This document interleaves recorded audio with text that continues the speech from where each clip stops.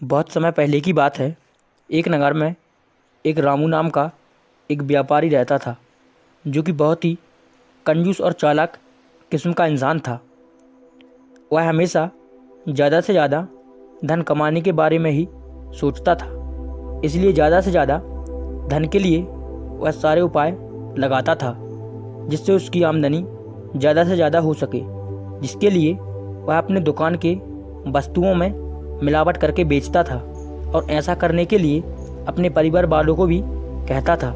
और जब भी मिलावट करके वह वस्तुओं को बेचता था, तो कभी कभी उसका बेटा, उसका नाम श्याम था, वह पूछता भी था कि पिताजी, आप सभी चीज़ों में मिलावट करके क्यों बेचते हैं। तो रामू कहता था कि यदि वह लोग जो शुद्ध चीज़ें बेचेगा तो ज़्यादा शुद्ध चीज़ों से लोगों के नुकसान हो सकता है और सेहत भी बिगड़ सकती है। शुद्ध चीज़ें लोगों के स्वास्थ्य के लिए हानिकारक होता है, इसलिए लोगों के सेहत का ख्याल करके वह मिलावट करके चीज़ों को बेचता था। और इस तरह अपने बेटे और अपने परिवार वालों को भी ऐसा करने के लिए प्रोत्साहित करता था।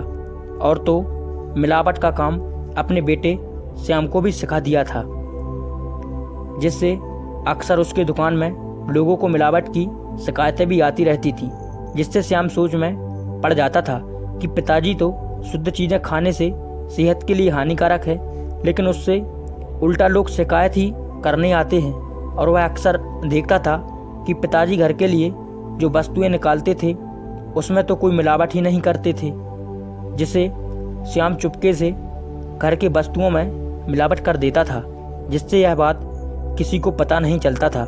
लेकिन रामू जब खाने बैठता था तो उसको यह एहसास जरूर हो जाता था कि घर के खाने की वस्तु में मिलावट हुई है, लेकिन खुद पर विश्वास होने के कारण रामू मिलावट की बात किसी से नहीं कह पाता था।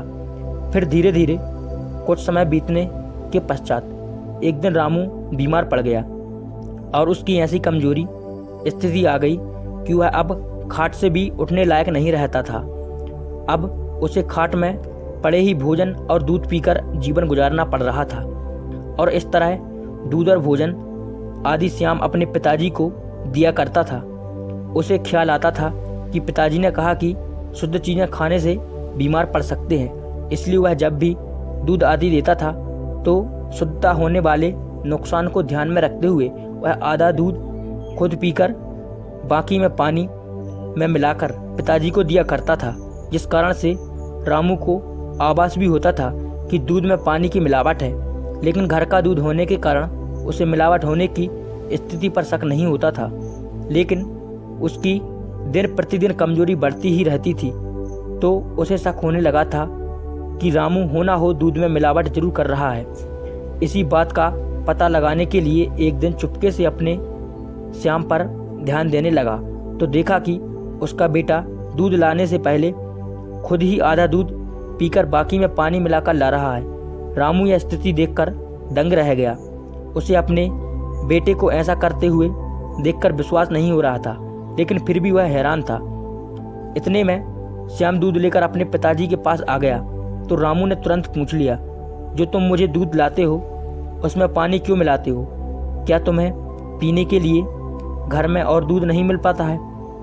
पिताजी से यह प्रश्न सुनकर श्याम बोला, पिताजी, आप ही तो कहते हैं कि शुद्ध चीज़ें खाने पीने से सेहत हानिकारक होती है, इसका बुरा असर होता है, इसलिए माँ तो दूध में पानी तो नहीं मिलाती, लेकिन मैंने आपके सेहत के सुधार के लिए दूध में पानी मिलाकर देता हूँ, ताकि आपके सेहत पर शुद्ध दूध से कोई नुकसान ना हो, जिस कारण से आपकी बीमारी और ना बढ़ जाए, इसलिए मैं ऐसा करता हूँ। श्याम की ये बातें सुनकर अब रामू को अपनी गलती का एहसास हो चुका था कि उसने अपने बेटे और अपने घर वालों को गलत शिक्षा दी है, जिसका दुष्परिणाम आज उसे खुद उठाना पड़ रहा है।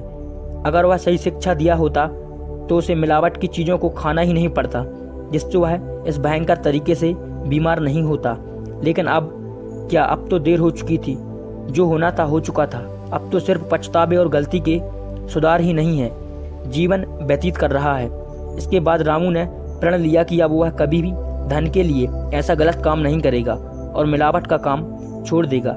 और इस तरह रामू अपने परिवार वालों को भी अपनी सारी गलती बता दिया है और आगे से सबको अच्छी राह पर चलने की सीख देने लगा।